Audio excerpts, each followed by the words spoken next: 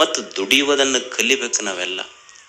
ದೇವ್ರು ಎಷ್ಟು ದೊಡ್ಡವಂದ್ರೆ ಕಾಲಿಲ್ದವ್ರು ಭಾಳ ಮಂದಿ ಹುಟ್ಸ್ಯಾನ, ಕೈ ಇಲ್ದವ್ರು ಅದಾರ, ಕಣ್ಣಿಲ್ದವ್ರು ಅದಾರ, ಕಾಲಿಲ್ಲದ ಕುಂಟ್ರದಾರ, ಕೈ ಇಲ್ದವ್ರು ಅದಾರ, ಕಣ್ಣಿಲ್ದವ್ರು ಅದಾರ, ಮಾತು ಬರಲಾರ್ದ ಮೂಕ್ರದಾರ, ತಲೆ ಇಲ್ದವ್ರಂತೂ ಭಾಳ ಮಂದಿ ಅದೀವಿ, ಪ್ರಶ್ನೆನೇ ಇಲ್ಲ. ಅದರ ಆಶ್ಚರ್ಯ ದೇವನ ಸೃಷ್ಟಿ ಎಷ್ಟು ವೈಚಿತ್ರ್ಯ ಅಂದ್ರೆ ಕಾಲಿಲ್ದವ್ರು ನುಟ್ಸ್ಯಾನ, ಕೈ ಇಲ್ದವ್ರು ನುಟ್ಸ್ಯಾನ, ಕಣ್ಣಿಲ್ದವ್ರದವ್ರು ನುಟ್ಸ್ಯಾನ, ಬಾಯಿ ಇಲ್ದವ್ರು ಹುಟ್ಸ್ಯಾನ, ಆದ್ರೆ ಹೊಟ್ಟಿಲ್ದವ್ರನ್ನೊಬ್ಬರನ್ನು ಹುಟ್ಟಿಸಿಲ್ಲ ಆತ ದೇವ್ರು. ಯಾಕಂದ್ರೆ ಅವನು ಕಾಲಿರಲಿ ಬಿಡ್ಲಿ, ಕಣ್ಣಿರ್ಲಿ ಬಿಡ್ಲಿ ಪ್ರಶ್ನೆ ಇಲ್ಲ, ಬಾಯಿ ಇರಲಿ ಬಿಡ್ಲಿ ಪ್ರಶ್ನೆ ಇಲ್ಲ. ಹೊಟ್ಟಿ ಯಾಕಿಟ್ಟಾನ ಅಂದ್ರೆ ಎಲ್ಲರೂ ದುಡದೇ ಉಣಬೇಕು ಅನ್ನೋದು ದೇವನ ಮನೆಯಲ್ಲಿ.